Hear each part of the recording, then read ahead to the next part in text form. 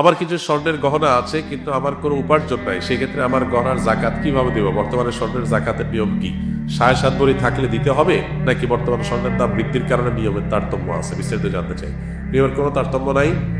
7.5 ভরি হলে আপনার পুরোটার জাকাত দিতে হবে, 7.5 ভরি বেশি থাকলে পুরোটার জাকাত দিতে হবে। 7.5 ভরির অতিরিক্তটার জাকাত শুধু না, সবটুকুর জাকাত আপনাকে দিতে হবে বিক্রয়ের মূল্য ধরে 2.5% হারে। এখন প্রশ্ন হলো, কোনো মা বোন প্রশ্ন করতে পারেন, আমার ভাই গহনা আছে, স্বর্ণ আছে, কিন্তু আমার আসলে জাকাত দেওয়ার মতো টাকা নাই, আমি কোত্থেকে দেব? এটার উত্তর হলো, আপনি প্রয়োজনে স্বর্ণের কোনো একটা অংশ বিক্রি করে দিবেন।